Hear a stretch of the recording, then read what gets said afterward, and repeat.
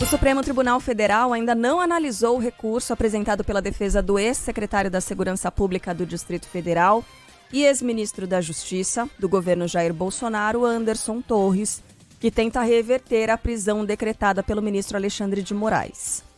Na última terça-feira, lembra que a gente estava falando sobre isso até ontem, né, com a Dora, ou anteontem, não me lembro. Mas enfim, na terça-feira, a Polícia Federal, com autorização do Supremo Tribunal Federal, realizou buscas na casa do ex-ministro da Justiça, ex-secretário da Segurança Pública, e eis que, na casa, dentro de um armário de Anderson Torres, encontrou a minuta de um decreto que teria como objetivo alterar o resultado da eleição presidencial. É isso mesmo, é um documento que poderia determinar uma situação de golpe no Brasil. A proposta, que é considerada inconstitucional, previa instaurar o estado de defesa na sede do Tribunal Superior Eleitoral. E daí para frente, a gente já consegue imaginar o que seria. Anderson Torres alega, no entanto, que a minuta estava em uma pilha de documentos, foi vazada fora de contexto. E lembra, a gente estava falando sobre aquelas arrumações de fim de ano, triturar papel. Olha só que coisa, hein? Parece que a gente estava adivinhando, né, Sheila, que isso aí estava guardado. O Anderson Torres disse que ela seria triturada, essa minuta aí. A gente tem mais informações agora ao vivo, direto de Brasília, com a Natália Pazzi, que vai explicar tintim por tintim o conteúdo desse documento. Bom dia, Natália. Nossa, mais uma sexta-feira que começa daquele jeito, hein? Bom dia. Oi, meninas, bom dia para vocês, uma ótima sexta-feira 13 para quem está nos acompanhando. E diante dessa descoberta, a Polícia Federal quer esclarecer agora com o ex-ministro da Justiça, Anderson Torres, pontos sobre esse rascunho de uma possível tentativa de invalidar o resultado das urnas. Isso porque você estava dizendo, né, explicando aí como que foi feita essa questão, essa descoberta, como que surgiu essa minuta. Isso aconteceu porque durante buscas feitas aí na casa dele na última terça-feira, os agentes encontraram justamente essa minuta, esse projeto aí, esse rascunho de um decreto.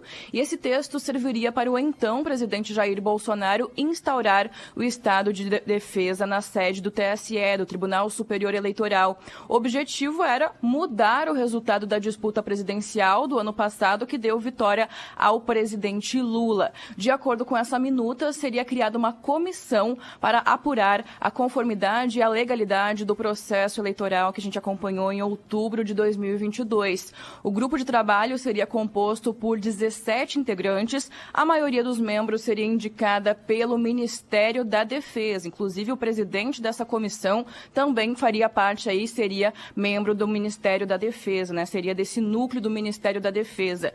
Entre outros pontos, o texto estabelecia a quebra de sigilos de correspondência e de comunicação telemática e telefônica dos integrantes do TSE que a gente lembra, presidente da Corte, ministro Alexandre de Moraes. O documento, que traz o nome de Jair Bolsonaro no final, estava justamente no armário de Anderson Torres, entre contas e recibos, na casa do ex-ministro da Justiça. Agora a PF quer saber quem é o autor da minuta, por que o aliado de Bolsonaro não divulgou o conteúdo e os motivos que o levaram a guardar este rascunho. Na internet, claro, o Anderson Torres já se manifestou, disse que justificou aí que tinha em casa uma pilha de documentos para descarte, que esse documento seria triturado, tudo isso seria levado para o Ministério da Justiça para ser triturado lá no MJ e, segundo ele, o documento foi apanhado e vazado fora de contexto. Essa documentação encontrada abre mais uma linha de investigação sobre Anderson Torres. O também ex-secretário de Segurança do Distrito Federal é acusado também de omissão e conivência com os ataques dos extremistas aqui na Praça dos Três Poderes no último domingo em Brasília e suspeito também de ter sabotado medidas de patrulhamento que contribuíram para os atos terroristas aqui na capital federal. Agora, Natália, a Carla estava falando aqui, você explicou detalhadamente como foi o momento em que encontraram essa minuta do decreto. O Anderson Torres alegou que esse documento, essa minuta, foi vazada fora de contexto. E aí a gente fica se perguntando, qual seria o contexto? Em algum momento a defesa explicou, então, qual seria o contexto? Pois é, isso ainda falta esclarecer, viu, Sheila? Até porque nessa postagem de Anderson Torres, ele segue dizendo que respeita a democracia, que tem consciência tranquila quanto à atuação dele durante a gestão do ex-presidente Jair Bolsonaro. Lembrando que ele esteve nos últimos dias de férias nos Estados Unidos e agora falta voltar ao Brasil para se justificar, então, para prestar esclarecimentos agora, tanto em relação a essa minuta dessa questão, esse decreto que seria aí assinado pelo presidente Jair Bolsonaro, que dá a entender, inclusive, que poderia ter sido feito já antes do resultado das eleições, porque ele diz que esse resultado, essa minuta aí, traria uma modificação antes, durante e depois das eleições. Então, conversando, inclusive, com algumas fontes do Ministério da Justiça e também da Polícia Federal, o que eles dão a entender é que Anderson Torres, o ex-governo federal do ex-presidente Jair Bolsonaro, já estava se preparando em caso de derrota. Então, é necessário também explicar quando que esse material foi produzido, quando que ele seria utilizado e quem que produziu esse documento, se o ex-presidente Jair Bolsonaro esteve envolvido e também porque Anderson Torres guardou esse documento na casa dele e não denunciou logo em seguida quando recebeu essa minuta. Então, são muitas questões a explicar, quanto também aí a questão dessa possível conivência dele durante os atos que a gente acompanhou no último domingo.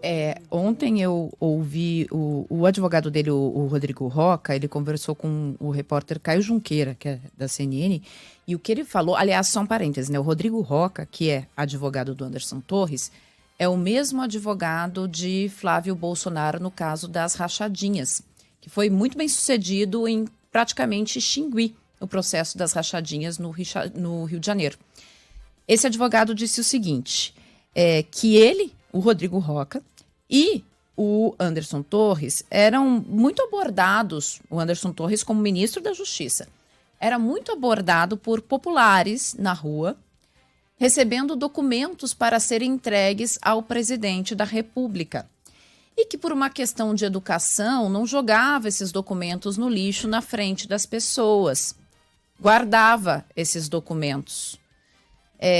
Então que esse documento que lá estava não era de autoria de Anderson Torres, eles devem vir a explicar, mas que muito provavelmente seria um desses documentos que populares que o abordavam na rua tenha entregue a ele. Agora, o que ele não explicou é o seguinte, como um ministro da Justiça recebe de um popular um documento em que está ali pedindo um golpe de Estado e não dá voz de prisão. Impresso e auditável, como disse aqui o nosso ouvinte de e não São dá Bernardo, voz de prisão à pessoa que o entrega. 2, o Anderson Torres não é um ministro da Justiça que chegou ao cargo por uma indicação única e simplesmente política. Ele é um delegado de Polícia Federal. Ele está na elite do funcionalismo público. Ele é uma pessoa que passou por um dos concursos mais difíceis que a gente tem. Ou seja, um operador do sistema judiciário que conhece o sistema judiciário. Ele não pode dizer assim, não, eu não entendi muito bem o que estava escrito ali, né? Então, ele é uma pessoa que recebeu, se foi de um popular realmente que ele recebeu, como está alegando aí esse advogado, né? Ele sabia que aquilo tratava-se de um golpe e ele não fez nada. Ele guardou esse documento desse popular aí, né? E não fez nada. E aí, só mais uma observação aqui interessante de como o bolsonarismo imita o trumpismo, né? Porque o Donald Trump, ele fez exatamente a mesma coisa. Quando ele perde as eleições, assim como Bolsonaro perdeu as eleições no Brasil, ele ordena ao ministro da Justiça dele, que nos Estados Unidos também é procurador-geral, para que tente um golpe de Estado, para que tente transformar a eleição de uma maneira ilegal, tente um golpe de Estado. Só que o ministro da Justiça, na época, é um dos mais prestigiados ministros da Justiça, tanto que foi o único que passou 2 vezes pelo cargo, já tinha sido ministro da Justiça do George Bush, e aí ele se nega. Aí ele tem uma pessoa que tem brios e se nega. E aí o que o Trump faz? O Trump vai no Twitter, demite ele e diz, estou demitindo o ministro da Justiça porque ele está se negando a fazer isso e colocando no lugar dele o número 2, desde que faça isso. Aí o Trump vai pro Twitter fazer essa... Mas assim, como o bolsonarismo imita o trumpismo até nesses detalhes, né? Enfim. Como disse a Ellen, né? Elite do funcionalismo público. Aqui, um ouvinte dizendo, olha, para ser delegado da Polícia Federal tem que ser formado em direito. Exato. Né? Não é uma pessoa leiga, assim, de forma alguma. Não tem como alegar isso, de que leu e não entendeu. Sabia que guardando esse documento também traria consequências para ele mesmo, né? Guardando em casa. E nesse momento em que ele sai em férias, um dia antes de o período começar, e no momento em que se sabia que haveria tumulto em Brasília, tentativa de golpe de Estado, era assim, uma coisa que poderia não era acontecer. férias, né? Só pontuando, não era férias, então, né? Ele viajou Não, um dia eu digo, antes assim, do período ele de disse que férias. estava em férias, mas não estava em férias, oficialmente. Ou seja, ele saiu para viajar naquele momento, mas não era férias. Ele entraria no período ainda. né? Ele estava Isso, fora. ele viajou antes. Ele viajou, simplesmente. Do período de férias. E é isso, né, gente? Ele sabe das consequências. E a gente tá de olho. Vamos acionar o Rafael Procópio? Não, vamos só. Ô, Natália, obrigada, viu, pelas suas informações. Ela vai voltar daqui a pouco com mais detalhes direto de Brasília. Antes de chamar o Rafael Procópio, adivinha onde ele tá? Tá no mesmo lugar que a Natália esteve anteontem, que ele estava ontem. Ele tá no Ele já aeroporto tá sabendo o preço do Juscelino cafezinho Kubitschek. expresso, da água com gás. Ele já gastou uns 48 mil reais lá no cartão corporativo dele. Mas antes, deixa eu só chamar aqui a opinião da professora, cientista política Denilde Rose-Hacker, que diz que determinar de onde partiu a ideia dessa minuta vai ser essencial para as investigações. Fala, professora. Não ter sido implementado não significa que ela deixa de ser grave. Né? Só de ter pensado em fazer uma ação como essa já torna a situação bastante grave.